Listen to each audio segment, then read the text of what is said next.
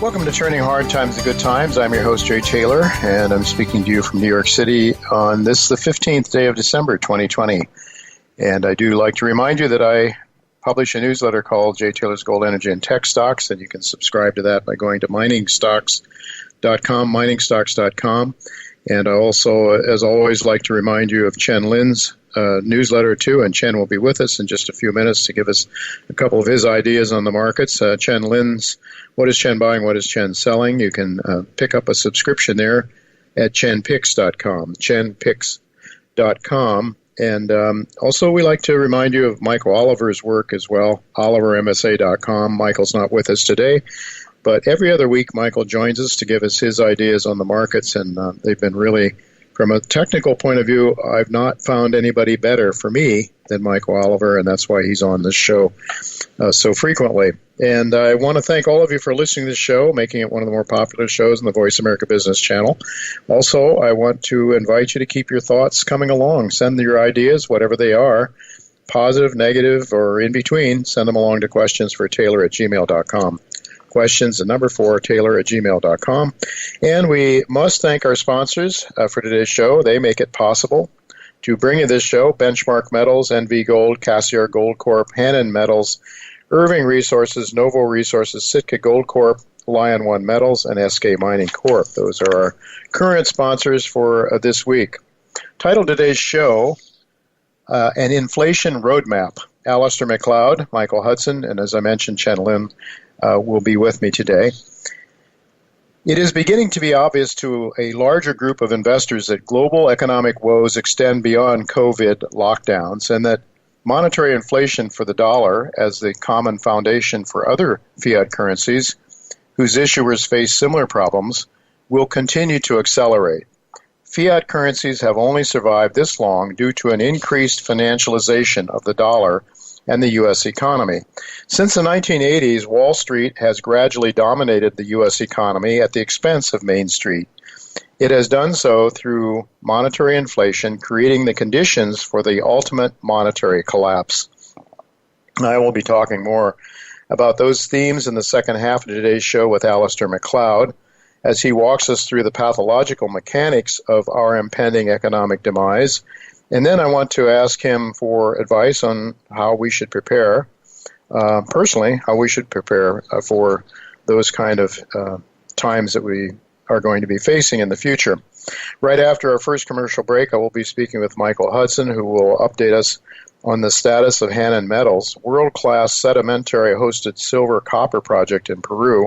The company just received some very good news last week regarding an agreement with a major world-class Japanese mining entity that has the resources to turn this enormous project into a significant silver and copper discovery. So we'll be talking to Michael Hannon about that right after our first commercial break. But right now I'm really pleased to tell you that my friend Chen Lin is with me once again to give us his thoughts on the markets as we head into a new year. In just a couple of weeks from now, we'll be heading into 2021. So it's really good to have Chen with me. Thanks for joining me today, Chen. Thank you. So pleased to be back. It's good to have you, Chen, and I know that you have a vision of the markets that is unique. That's why we like to have you on, and it has been very successful for you and your subscribers. I want to ask you about the biotech sector, because I know that's an area that you're really honed in on and have done extremely well. And you know, there is a company that I want to ask you about, our Achieve Life Sciences, in a few minutes from now, and I know you're very, very bullish on that, and you convinced me to pick up some shares myself. But I'd like to ask you what your thoughts are on some of the other markets first before we get to biotechs and Achieve Life Sciences. Precious metals, maybe, and then energy stocks, and then maybe in general biotechs, and then we'll get into Archive Life Sciences. So what are your thoughts right now on the precious metals sector?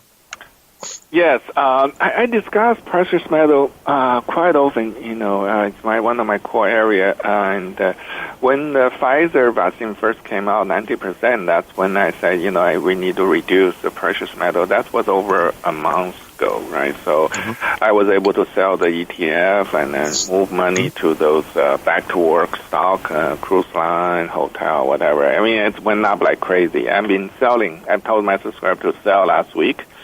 we've been selling and selling. I mean, some call option went up to 20-fold, and a hotel went tripled, but many other up like 20-30% in 1 month.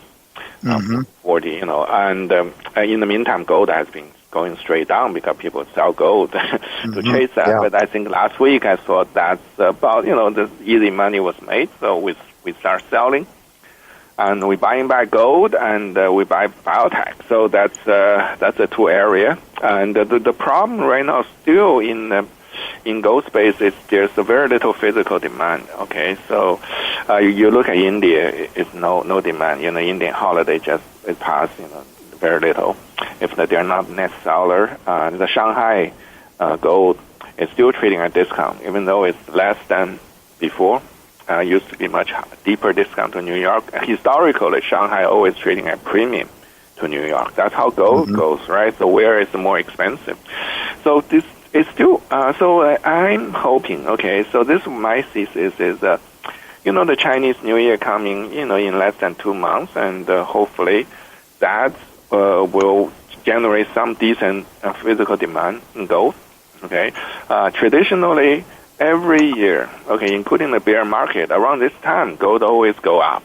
Okay, gold always go up, and maybe we'll have another year in run right now. So that's why I was gearing up to buy gold miner. I bought back gold miner. I also bought some silver and silver core options. So I think silver probably will do better than gold if gold move out, because it's industrial use, and then clean energy is such a important piece, right, in the new administration and all these theses.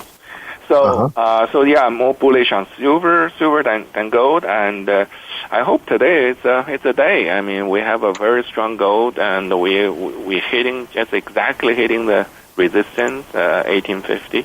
Hopefully, this week we will be over that, and then we have a traditional run of gold for the next at least a few weeks.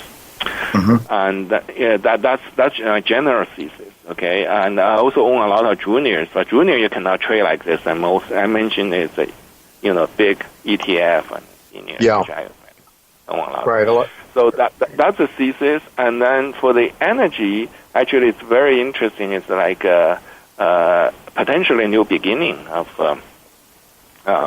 the energy trade. I mean, so over a month ago, I bought all these I also bought energy stock. Okay, I've been selling to take profit, but there's some stabilization in oil coming. If we get over the pandemic by summer, hopefully by summer next year, so then we can gradually have a global demand coming back, right? So that could be very positive for energy, but energy still suffer a lot of inventory overhang of oil.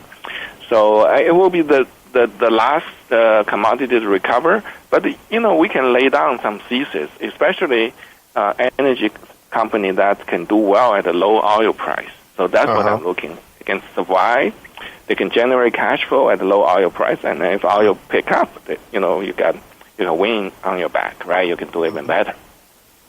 Yeah. And the biotechs. Go ahead, Chen. Yeah, that's a general thesis. And then the biotech, I'm looking at, there's, frankly, Jay, there's quite a few. I bought quite a few different biotechs. Now, one of those I mentioned to you last week is Achieve. It's very simple to understand. It's very simple. It's they're doing phase 3 for the smoke quitting drug, right? And then right now the market leader is Pfizer's drug, which sells about $1 billion a year, and then their market cap is $50 million. So, and then they started phase 3 trial. I draw it very similar parallel to another company, which is not a success story actually. So in biotech you have success and failure. It's called Acasti. 2 years ago, Acasti was trading just like this market cap, trading around 60 cents, right? So before the data come out, they went all the way to $3. So it 5-folded before the data came out. Okay, the data came out last January. Actually, it was a complete disaster, so we failed. But for the investor, you have a chance to buy at 60 cents, and then you can sell some. That's what I recommend my subscriber to do. was to sell some before the data come out to hedge your risk, to have Sure. a free share into that. Even if it's a failure, you're not losing money actually. So for the same situation for Achieve is that you can buy it now. The market cap is 40-something million. In general, if phase 3 data come out with this potentially a groundbreaking drug, it should be at least a few $100 million.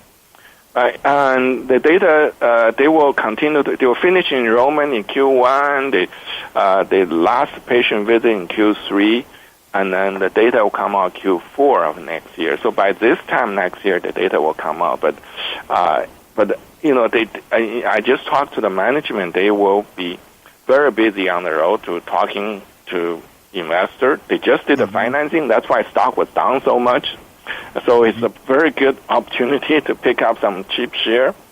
And then they will have a very active year, and then talking to people about their drug, their potential. And then, you can just ride the wave. And then before, just remember the data coming out. If you want to de-risk, you sell some. But for this drug, actual risk is very low because it's widely used in Eastern Europe.